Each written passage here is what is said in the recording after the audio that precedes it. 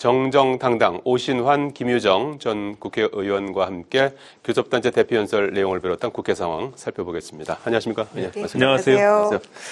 자, 추경호 원내대표 오늘 두 번째, 어제 박찬대 원내대표에 이어서 교섭단체 대표연설을 했는데요.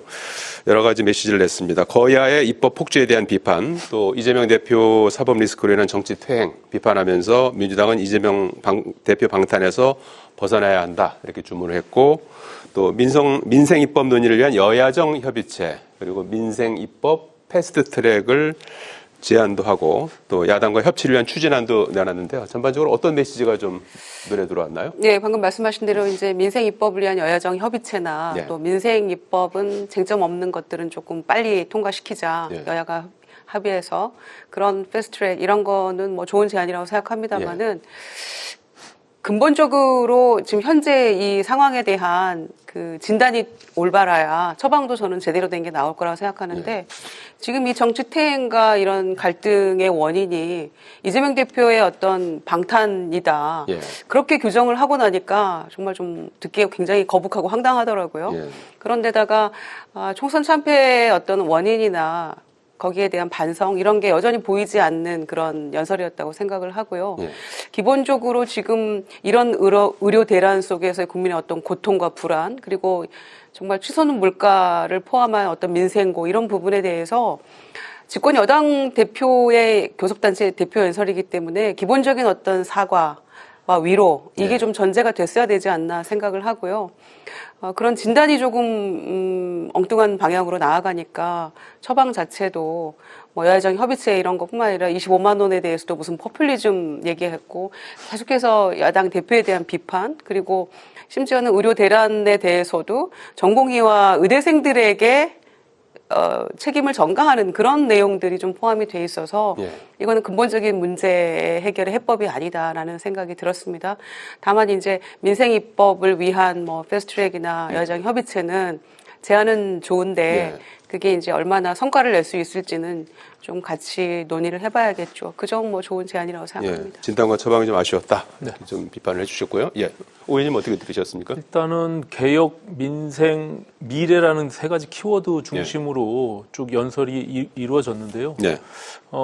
김유정 의원님 말씀처럼 일단 여야 간에 상당한 인식 차이는 분명히 있는 것 같아요. 그럼에도 불구하고 추경호 원내대표가 기재부 출신의 재정 전문가로서 특히 여러 가지 재정 준칙 법제화를 강조했던 측면과 또 종부세 상속세에 대한 개편 의지, 그리고 지금 국민연금 개혁에 대한 부분들 이런 것들을 조금 쟁점이 없는 민생 협치를 통해서 협의체를 구성하고 무쟁점 법안에 대해서는 좀 조속히 국회가 제 역할을 하자라고 하는 제안한 모습들은 집권당의 어떤 책임성을 가지고 야당과 함께 협치하고자 하는 의지를 보였던 것 같습니다.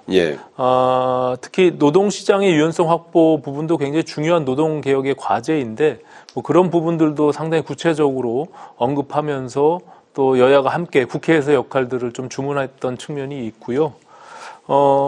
상대적으로 어제 이제 있었던 박찬대 원내대표가 사실 어떤 측면에서 보면 이 계엄령 선포에 대한 문제나 독도지우기나 괴담 수준의 어떤 이런 이야기들을 꺼냄으로 인해서 사실상 이 대화가 이루어지지 못할 수 있는 그런 수준까지 가 있거든요. 그렇기 때문에 그런 부분들에 대한 지적들, 이제 특히 22대 국회가 진행되고 나서 민주당이 거의 독재 수준의 국회 운영과 관련해서 서로 협치할 수 있는, 그래서 정쟁을 중단을 좀 함께 선언하고 우리 민생 중심으로 가자라고 하는 그런 메시지를 전달한 것 같습니다. 그래서 지난 일요일 날 여야 당대표 회담 이후에 어떻게 보면은 협치의 물꼬를 튼 그런 과정에서 결과적으로 국회의 원내에서의 입법 과정들을 통해서 입법부로서의 역할을 제대로 해야 되는 것이 결국엔 우리가 가져가야 될 과제인데, 그런 측면에서는 원내대표 간에 좀 더 구체적이고 좀 상시적인 어떤 만남들, 대화들을 통해서 지금 추경호 원내대표가 제안했던 이런 여러 가지 민생 입법들에 대한 패스트트랙 제도 이런 것들을 좀 구체화해서 실제로 실천이 이루어졌으면 좋겠다 이런 생각을 갖습니다. 예, 오늘 추경호 원내대표가 제안한 여야정 협의체 민생입법 패스트트랙 이런 부분이 있었고 어제 박찬대 원내대표도 윤석열 정부에 대한 신랄한 이제 비판을 하면서도 지금 의료대란 사태와 관련해서 여야 의정 협의체를 구성하자 이렇게 또 제안도 해놓은 상태거든요. 네. 두 분의 그 연설을 좀 비교해 주신다면요. 의료 대란과 관련해서 비상협의체는 굉장히 필요한 부분이라고 생각합니다. 그러니까 붕괴 우려 없다 이런 얘기를 할지 정부에서 대통령이 뭐 원활하게 잘 돌아간다 이런 얘기들은 정말 그 민심과 현실과는 동떨어진 인식이기 때문에 이거는 뭐 해석할 가치도 없는 그런 표현들이다 생각을 하고요. 국민들은 실제로 지금 현장에서 사망이 잇따르고 있는데 원활하게 돌아간다는 게 도대체 무슨 얘기인지 붕괴가 아니라는 것은 어떤 것인지 예. 어느 수준까지 가야 붕괴라는 것인지에 대한 규정조차 못하겠어요. 그래서 이런 현실 인식 때문에 결국에는 박찬대 원내대표가 어제 이제 5가지 위기 상황에 대해서 민주주의, 뭐 민생 포함해서 짚었고 또 이제 이런 뭐 비상협의체랄지 예. 내수 진작과 관련된 것들을 좀 해나가자라고 대안을 제시를 했는데 기본적으로 그런 거죠. 그러니까 집권 여당이 대통령께 뭔가 쓴소리도 올바른 방향 제시도 이게 아니다라는 얘기도 못하고 있으면서 툭하면 거부권 요청하고 있잖아요. 그러니까 이제 그런 정치로 그런 방향을 가지고 예. 어떻게 잘 돼가겠느냐. 그러니까 기본적으로 협치가 되려면 대통령이 국회에 대한 존중이 좀 필요한 예. 것인데 개헌식도 불참하는 대통령에게 기댈 게 없다라는 그런 절망감이 포함된 어제 연설이었다고 생각하고요. 그러니까 양쪽에서 전부 다 꼭 필요한 어떤 협의체랄지 이런 것들을 제안을 했기 때문에 이게 수용 가능성이 얼마나 있을지는 모르겠습니다만은 조금 노력이 수반돼야 될 것 같습니다. 네, 여러 가지 뭐 상황이 녹록진 않지만 서로 네. 이렇게 던진 협의체 구성부터 이렇게 하면서 대화의 물꼬를 트는 것도 방법일 것 같아요. 그렇습니다. 예. 이제 뭐 협의체라는 것이 일단 대화를 하자는 어떤 구성이니까요. 예. 그런 측면에서는 뭐 어떤 의제를 놓고라도 좀 대화가 이루어졌으면 좋겠다 이런 생각을 갖고요. 특히 예. 이제 다만 그 의료 개혁과 관련해서는 민주당도 개혁의 필요성들에 대해서 동의하는 바가 있고 지금 현재 굉장히 상당 기간 의료개혁의 과정 속에서 전공의들 이탈로 인해서 예. 특히 추석을 앞둔 지금 여러 가지 응급실에 대한 문제들 이런 것들은 지금 한동훈 대표를 중심으로 저희 당에서도 그런 것들에 대한 인식은 같이 하고 있거든요. 예. 그렇기 때문에 그런 것들을 현장 중심에서 챙기고 보듬은 다음에 이런 문제들이 실제 국민들의 민생에 예. 위협이 되지 않도록 하는 그런 체제나 시스템을 만드는 것은 매우 중요하다고 생각하고요. 다만 의료 개혁과 관련해서 예. 이것은 정부가 지금 주도적인 역할들을 하고 있기 때문에 예. 사실 야당이 그 방향성에 대해서 동의하다가 최근에 갑자기 지금 현장에서의 어떤 우려로 인해서인지 모르겠으나 예. 이것이 꼭 개혁을 하면 안 된다는 어떤 측면에서 접근하는 것처럼 비춰지는 측면이 있거든요. 그래서 그런 것이 아니라면 예. 실제로 의료계의 전반적인 문제들을 어떻게 해결해 나갈 것인지에 대한 그 중심에서 논의가 좀 이루어졌으면 좋겠다 이런 생각을 갖고요.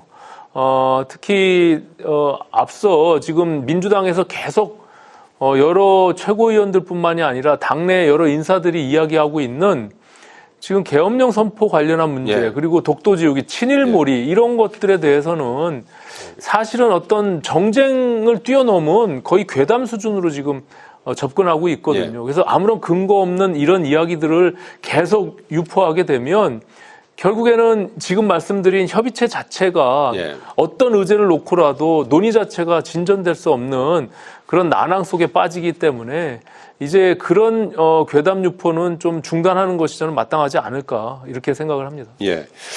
그리고 이제 어떤 협치의 어떤 그런 그 기대감도 일부 있지만 뭐 한동훈 대표가 주장하는 제3자 추천 방식 해병대원 특검법 이제 새로 또 이제 민주당에서 발의하지 않았습니까? 그래서 네. 국민의힘에서는 일단 반응이 뭐 무늬만 제3자 추천 방식이다 해서 이제 수용 거부 의사를 밝히고 있고 민주당에서는 이달 중에 이제 이 법안을 이제 통과시키겠다는 이제 태세고 한동훈 대표는 계속 이제 내부 의견 수렴을 하고 하긴 한다 이제 이런 입장을 계속 견지하고 있는 것 같아요. 네. 그래서 이 문제는 어떻게 좀 결론이 날까요? 우선은 한동훈 대표가 뭐 이것저것 조건 붙이지 않고 무조건 대표가 되면 발의하겠다라고 얘기를 했었어요. 제3자 특검법을.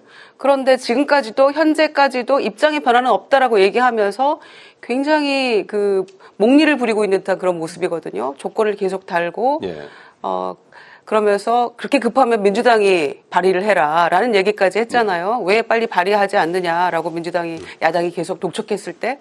그래서 발의를 한 거 아닙니까? 그래 좋다 그럼 우리가 발의하겠다라고 야5당이 발의를 했는데 이제는 거기에 대해서도 이건 무늬만 제3자다 이런 얘기를 하고 있어요. 그러니까 굉장히 후한무치한 태도라고 저는 생각합니다. 무책임하고요.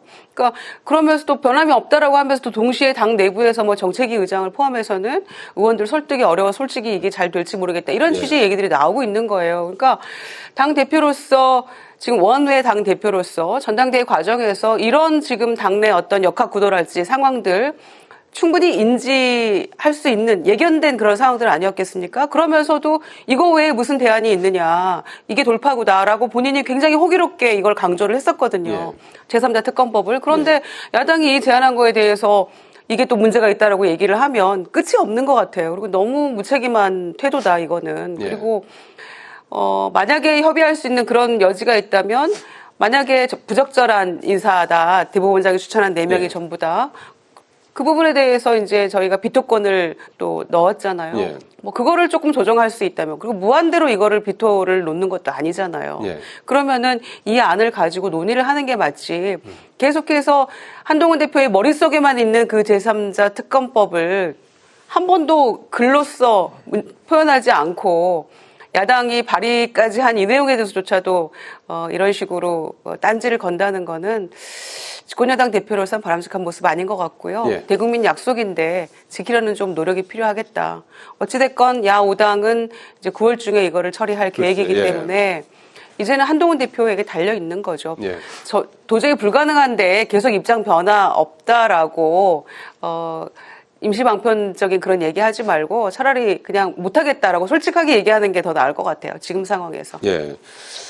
한동훈 대표가 뭐 추가적인 입장을 내놓을 수 있을까요? 아니면 일단은 뭐 이건 받을 수 없다. 그러니까 민주당의 입장에서 한동훈 대표가 대국민 선언을 해오면서 당대표가 됐기 때문에 그걸 요구하는 것은 뭐 충분히 그럴 수 있다고 봅니다. 다만 이 문제를 해결하는 방식에 있어서 민주당도 다 알고 있거든요. 지금 국민의힘의 내부에서 특히 당론으로서 지금까지 견제해왔던 내용들을 알고 있고 그걸 설득해 나가고 있는 과정 그리고 지난 이재명 대표와의 만남을 통해서 한동훈 대표가 제3자 특검법에 갖고 있는 진정성에 대해서는 확인한 바가 있다고 합니다. 그렇기 때문에 그것을 해결하기 위한 룸을 좀 더 오히려 같이 좀 고민할 수 있는 그런 여지를 좀 남겨주면 좋을 것 같고 최근에 뭐 한동훈표 제3자 특검법이라고 하는 것처럼 내긴 했지만 전혀 기존의 입장과 다르지 않는 무늬만 특검, 한동훈표 특검이라고 제3자 특검이라고 얘기하는 것처럼 또 일부 의원들은 지금 뭐 민주당의 수박 특검법이다 이렇게 얘기를 하는데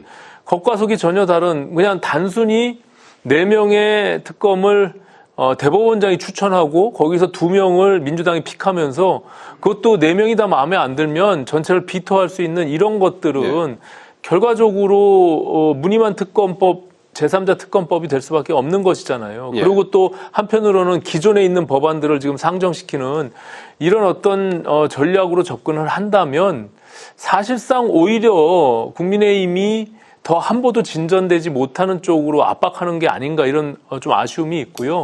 한동훈 대표는 지금도 삼선 의원들 어제도 오찬을 할 때 이런 부분들에 대한 의견들을 취합하고 있습니다. 그래서 이게 한꺼번에 공개적으로 뭐 대토론회를 해서 할 수 있는 그런 여건도 아니기 때문에 진정성을 갖고 접근을 하고 있습니다만 지금 원내에서의 여러 의원들의 이해관계들이 전혀 다른 방향으로 가고 있기 때문에 좀 어려움은 있는 건 사실입니다. 하지만 한동훈 대표는 분명히 이 부분에 대해서 이것을 무한반복으로 반복되는 거부권 행사와 또 민주당의 특검법과 이런 것들이 해결할 수 있는 방법은 제3자 특검법안이라는 것에 대한 확신을 갖고 있기 때문에 저는 뭐 여론 수렴들이 진행되면서 차츰 그것은 가셔야될 수 있는 그런 과정으로 갈 것이다 이렇게 보고 있습니다. 문제는 이제 시기가 될 텐데 그 뭐 그게 이제 언제가 될지는 아직은 현재로서 예상하기가 어렵군요. 그렇습니다. 이제 물론 이제 공수처의 결과와 무관하게 이제 한다고 했지만 그것이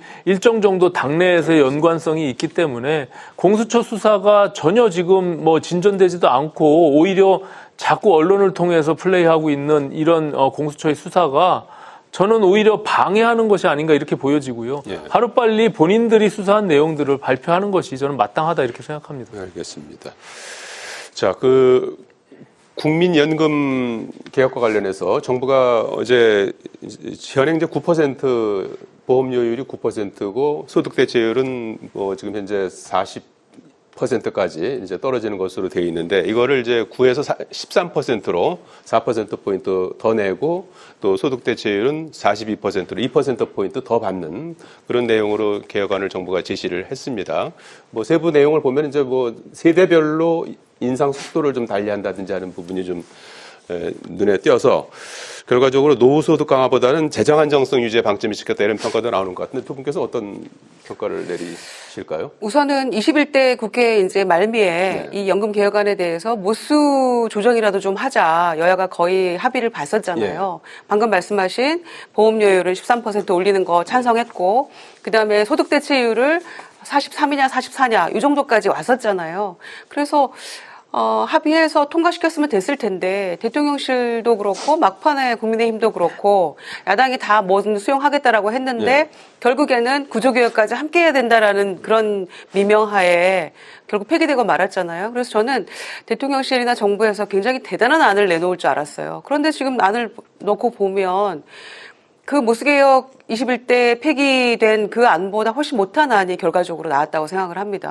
뭐 딱히 구조개혁도 어마어마한 것도 없고요. 그러니까 특히 이제 보험료를 인상한 부분은 지난번하고 똑같습니다만은 그 재정 자동 안정화 장치라는 걸 도입을 하겠다는 거잖아요. 그래서 그거를 민주당에서 따져보니까 결국에는 40에서 42%로 소득 대체율을 올린다고 마치 소득 보장이 조금 더 강화되는 것처럼 그렇게 얘기를 했습니다마는 결국 이 자동 안정화 장치에 따져보니까 당에 설명한 거는 2030년 신규 연금 수급자를 기준으로 대상을 해보니까 17%가 깎인다는 거예요. 그러니까 말이 42%를 올리는 거지 실제로는 깎이는 이런 거기 때문에 제대로 보장이 되겠느냐라는 그런 문제 제기가 있는 거고요. 그리고 세대별로 이제 차등해서 보험료를 인상하겠다는 게 이 형평성의 문제도 있는 것이고 과연 이거를 세대별로 수용할 수 있을 것인가. 그래서 오히려 갈등을 부추기는 요소로 작동하는 게 아닌가. 미래 세대에겐 책임 전가하면서 이런 종합적인 문제들이 있어서 일단 민주당은 이 안을 수용하기는 어려운 그런 상황이죠. 그래서